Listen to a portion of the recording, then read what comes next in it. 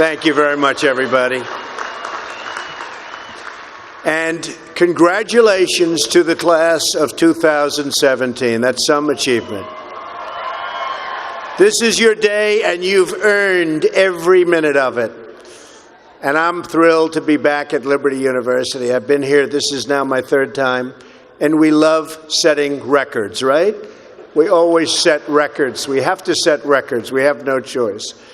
It's been a little over a year since I've spoken on your beautiful campus, and so much has changed. Right here, the class of 2017, dressed in cap and gown, graduating to a totally brilliant future.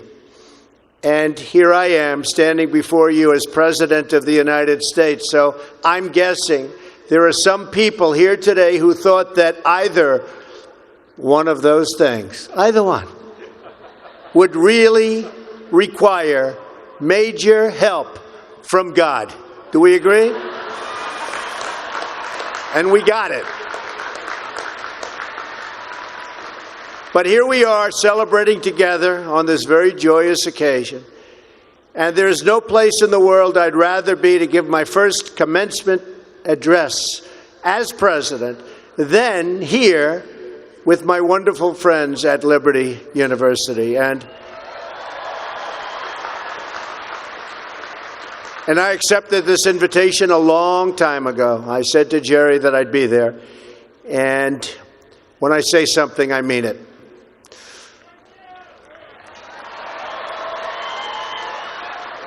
I want to thank President Jerry Falwell and his incredible wife, Becky. Stand up, Becky. For their kind words, their steadfast support, and their really wonderful friendship. Let me also extend our appreciation to the entire Falwell family, Trey, Sarah, Wesley, Laura, and Caroline. Thank you for everything you do to make this university so exceptional. One of the truly great schools. Most importantly, to our new graduates, each of you should take immense pride in what you have achieved. There's another group of amazing people we want to celebrate today, and they are the ones who have made this journey possible for you. And you know who that is? Nobody. You forgot already. You're going to go out. You're going to do whatever you're going to do. Some are going to make a lot of money. Some are going to be even happier doing other things. They're your parents and your grandparents. Don't forget them. You haven't forgotten yet, have you? Never, ever forget them. They're great. And especially this weekend, let's make sure we give a really extra special thanks to the moms. Don't forget our moms, because graduates, today is your day. Today is your day. But in all of this excitement, don't forget that tomorrow is Mother's Day, right? I had a great mother. She's looking down now, but I had a great mother. I always loved Mother's Day.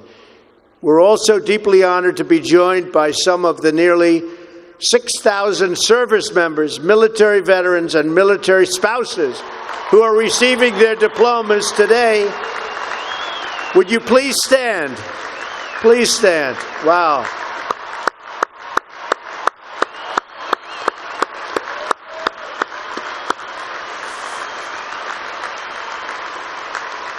That's great. Thank you very much. Great job. We're profoundly grateful to every single one of you who sacrificed to keep us safe and to protect God's precious gift of freedom. It is truly a testament to this university and to the values that you embrace that your graduating class includes so many patriots who have served our country in uniform. Thank you very much. To the class of 2017, today you end one chapter, but you are about to begin the greatest adventure of your life. Just think for a moment of how blessed you are to be here today at this great, great university, living in this amazing country, surrounded by people who you love and care about so much. Then ask yourself, with all of those blessings and all of the blessings that you've been given, what will you give back to this country and indeed to the world? What imprint will you leave in the sands of history? What will future Americans say we did in our brief time right here on earth? Did we take risks? Did we dare to defy expectations? Did we challenge accepted wisdom and take on established systems? I think I did, but we all did, and we're all doing it. Or did we just go along with convention, swim downstream so easily with the current, and just give in because it was the easy way, it was the traditional way, or it was the accepted way? Remember this: nothing worth doing ever, ever, ever came easy. Following your convictions means you must be willing to face criticism from those who lack the same courage to do what is right, and they know what is right, but they don't have the courage or the guts or the stamina to take it and to do it. It's called the road less traveled. I know that each of you will be a warrior for the truth, will be a warrior for our country and for your family.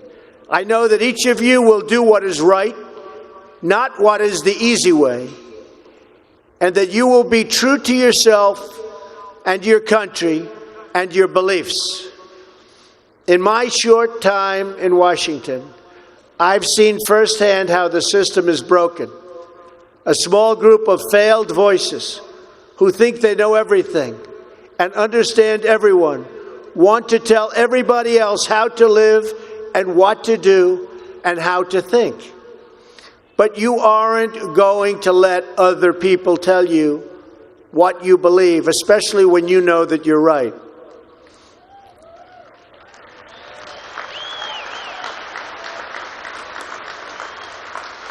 And those of you graduating here today who have given 500,000 hours of charity last year alone, unbelievable amount of work and charity, and few universities or colleges can claim anything even close.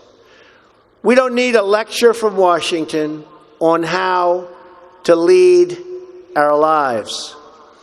I'm standing here looking at the next generation of American leaders. There may very well be a president or two in our midst. Anybody think they're going to be president? Raise your hand. In your hearts are inscribed the values of service, sacrifice, and devotion. Now you must go forth into the world and turn your hopes and dreams into action. America has always been the land of dreams because America is a nation of true believers. When the Pilgrims landed at Plymouth, they prayed. When the founders wrote the Declaration of Independence, they invoked our Creator 4 times. Because in America, we don't worship government, we worship God.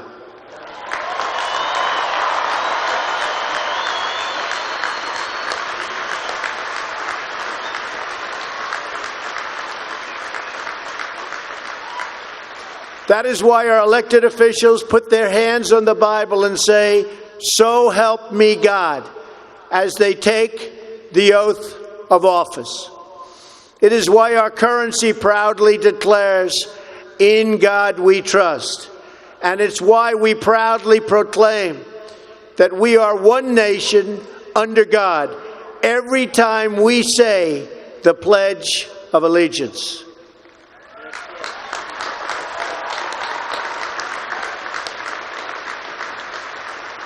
The story of America is the story of an adventure that began with deep faith big dreams and humble beginnings. That is also the story of Liberty University.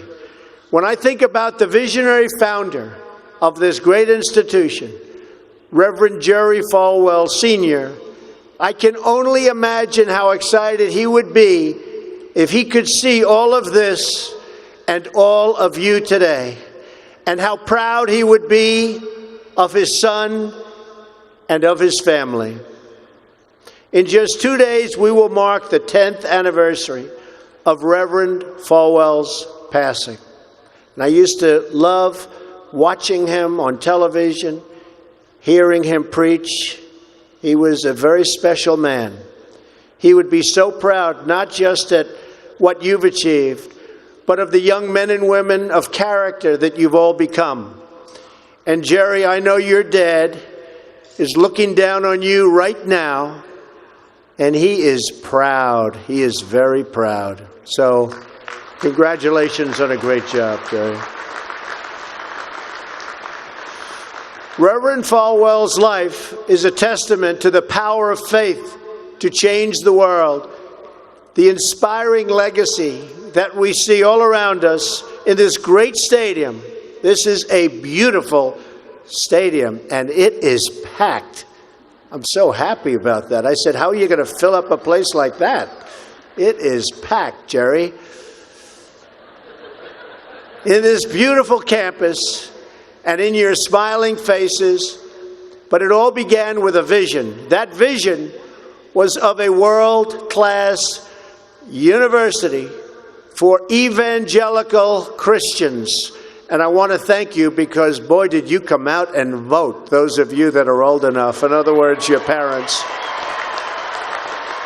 Boy, oh boy, you voted. You voted. No doubt many people told him his vision wasn't possible, and I am sure they continued to say that so long after he started, at the beginning with just 154 students.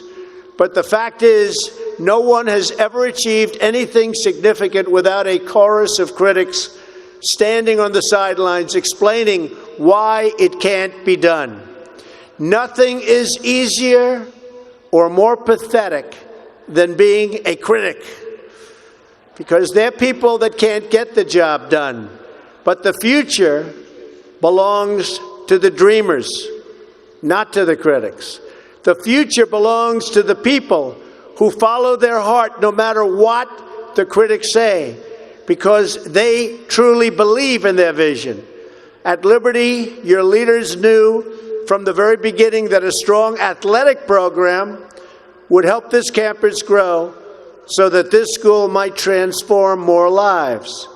That is why a crucial part of Reverend Falwell's vision for making Liberty a world-class institution was having a world-class football team, much like the great teams of Notre Dame. Great school, great place. In fact, Vice President Mike Pence is there today, doing a fabulous job, as he always does.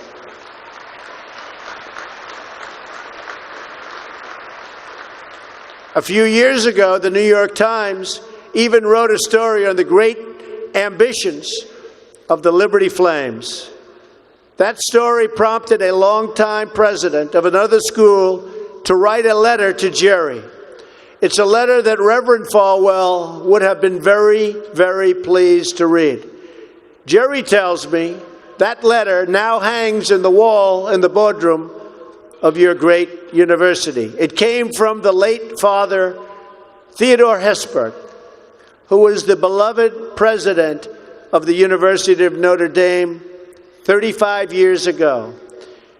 Like this school's founder, he was a truly kind-hearted man of very, very deep faith.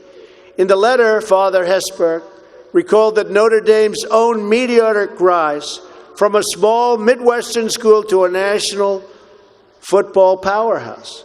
And then he wrote something so amazing and generous. He wrote, "I think you are on that same trajectory now, and I want to wish you all the best and encourage you from the starting and from being able to start very small, and arriving in the big time. Thanks to hard work, great faith, and incredible devotion, those dreams have come true. As of February of this year, the Liberty Flames are playing in the FBS, the highest level of competition in NCAA football. Don't clap. That could be tough. Don't clap. That could be tough. I'm a little worried. I don't want to look at some of those scores here. Jerry, are you sure you know what you're doing here? Those other players are big and fast and strong, but I have a feeling you're going to do very well, right? From the most humble roots, you've become a powerhouse in both education and sports. And just wait until the world hears the football teams you'll be playing on your schedule starting next season.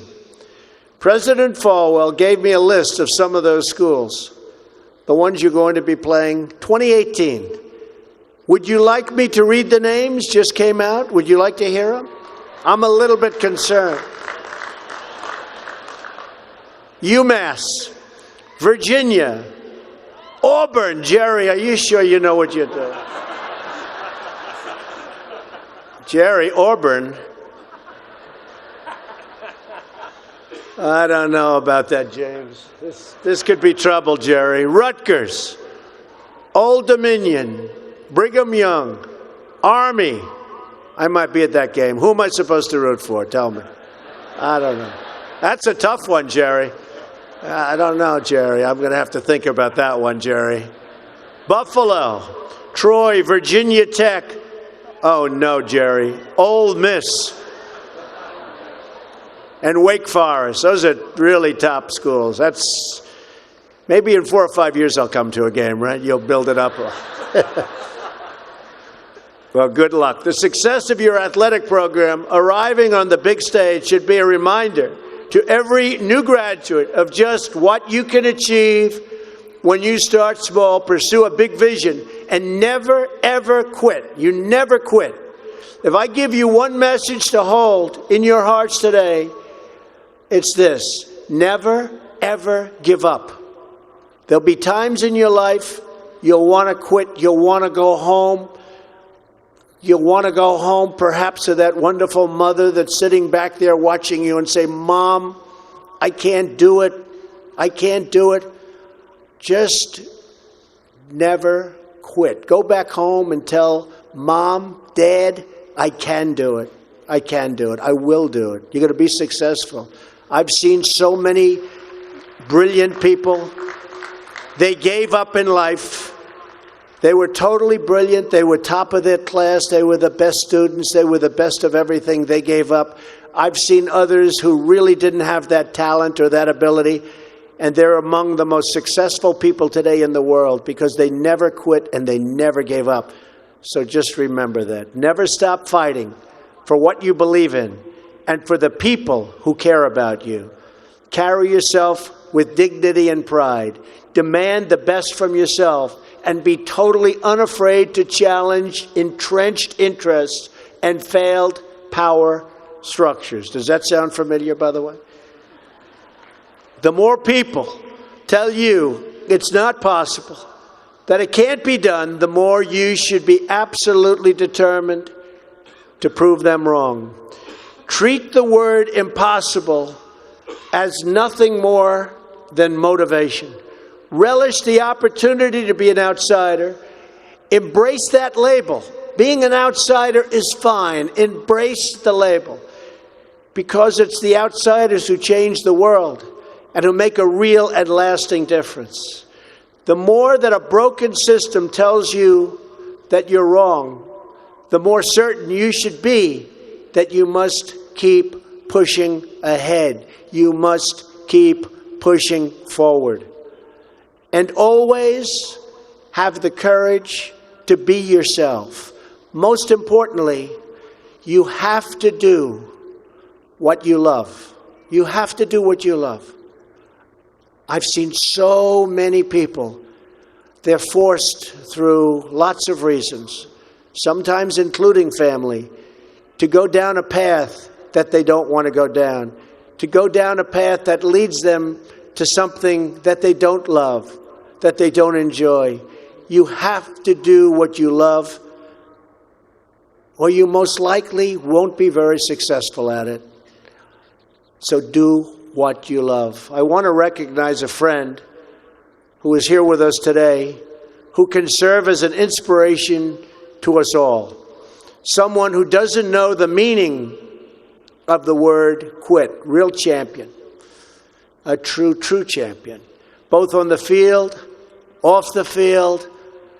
He's a Hall of Fame quarterback for the Buffalo Bills. Really a good friend of mine, an amazing guy. Jim Kelly. Where's Jim? He's here someplace. Where's Jim? Stand up, Jim. What a great man. Jim Kelly. He was tough.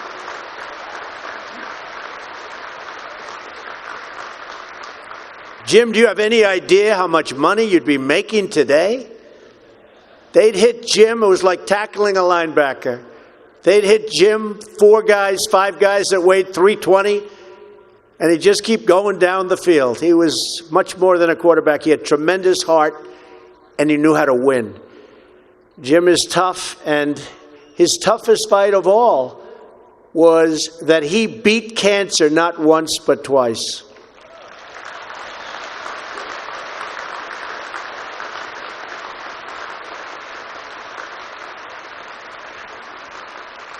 And I saw him and his incredible wife as they were in a very low moment. Jill, very, very low moment. And it was amazing the way they fought. It didn't look good. I would have said, maybe it's not going to happen. But there was always that hope because of Jim and Jim's heart. But I want to just say it's great to have you here today, Jim. And these people are big, big fans. And if you could get a young version of Jim Kelly, you'll be beating a lot of teams, Jerry. So, interestingly, though, I said, I wonder what Jim's doing here. His daughter, Erin, crosses the goal line to you and today with you. So, Erin, stand up. Where are you, Erin? Where is Erin? Congratulations, Erin. Congratulations. Graduating from Liberty. Great choice. Thank you. Liberty University is a place where they really have true champions. And you have a simple creed that you live by, to be really champions for Christ. Whether you're called to be a missionary overseas, to shepherd a church, or to be a leader in your community, you are living witness of the gospel message of faith, hope, and love. And I must tell you, I am so proud as your president to have helped you along over the past short period of time. I said I was going to do it, and Jerry, I did it. And a lot of people are very happy with what's taken place, especially last week. We did some very important signings. Right, James? Very important signings. America is better when people put their faith into action. As long as I am your president, no one is ever going to stop you from practicing your faith or from preaching what's in your heart.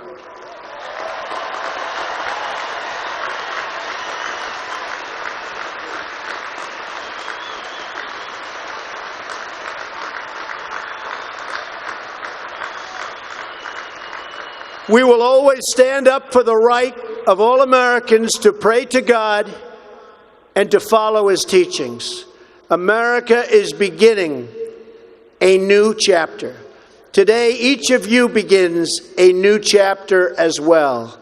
When your story goes from here, it will be defined by your vision, your perseverance, and your grit.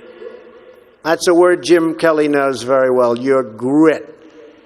In this, I'm reminded of another man you know very well and who has joined us here today. His name is George Rogers, Liberty University CFO and Vice President for a quarter of a century. During World War II, George spent 3.5 years as a prisoner of war. He saw many of his fellow soldiers die during the Bataan Death March. He was the victim of starvation and torture as a prisoner of war. When he was finally set free, he weighed just 85 pounds and was told he would not live past the age of 40. Today, George is 98 years old.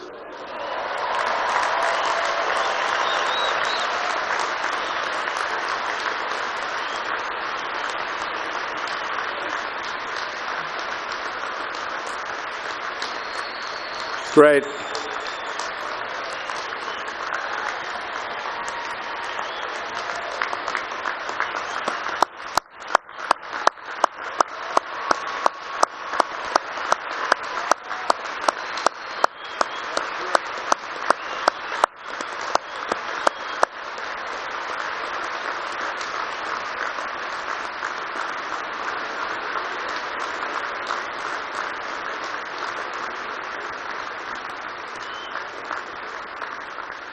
That's so great, George. If anyone ever had reason to quit, to give in to the bitterness and anger that we all face at some point, to lose hope in God's vision for his life, it was indeed George Rogers. But that's not what he did. He stood up for his country. He stood up for his community. He stood up for his family, and he defended civilization against a tide of barbarity, the kind of barbarity we're seeing today and we've been witnessing over the last number of years. And I just want to tell you, as your president, we are doing very, very well in countering it. So you just hang in there. Things are going along very, very well. You'll be hearing a lot about it next week from our generals. Things are going along very, very well. Through it all, he kept his faith in God, even in the darkest depths of despair. Like so many others of his generation, George came home to a nation full of optimism and pride and began to live out the American dream. He started a family. He discovered God's plan for him and pursued that vision with all his might, pouring his passion into a tiny college in a place called Lynchburg, Virginia. Did you ever hear of that? Lynchburg? We love it. Do you like it? We like it, right? I flew over it a little while ago. It's amazing, actually. What started as a dream with a few good friends, he helped shepherd into the largest Christian university in the world.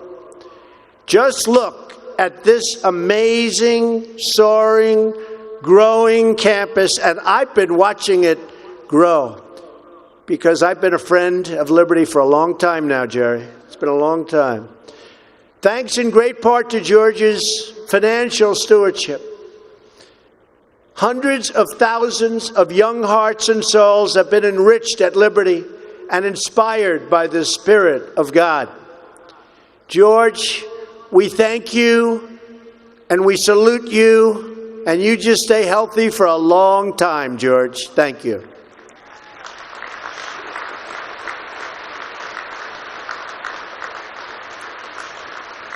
Now it falls on the shoulders of each of you here today to protect the freedom that patriots like George earned with their incredible sacrifice.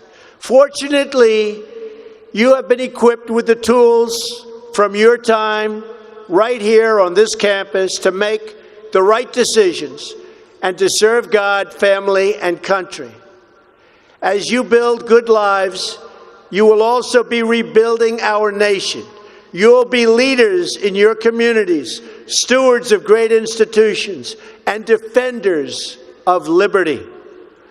And you will be great mothers and fathers and grandmothers and grandfathers, loving friends and loving family members. You will build a future where we have the courage to chase our dreams no matter what the cynics and the doubters have to say. You will have the confidence to speak the hopes in your hearts and to express the love that stirs your souls, and you will have the faith to replace a broken establishment with a government that serves and protects the people.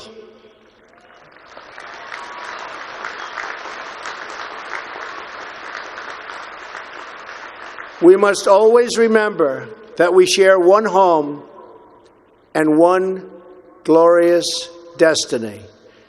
Whether we are brown, black, or white, we all bleed the same red blood of patriots.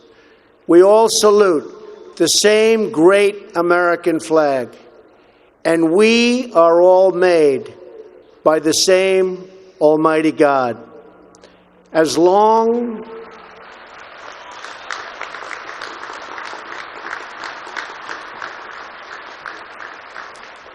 as you remember what you have learned here at Liberty, as long as you have pride in your beliefs, courage in your convictions, and faith in your God, then you will not fail.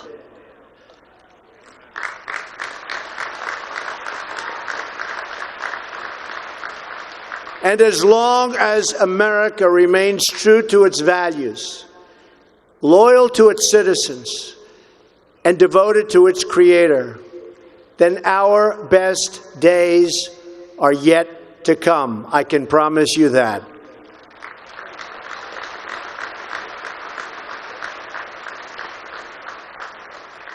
This has been an exceptional morning. It's been a great honor for me, and I want to thank you, the students. I also want to thank you, the family, for getting them there. And I want to thank and congratulate Liberty. May God bless the class of 2017. May God bless the United States of America. May God bless all of you here today. Thank you very much. Thank you.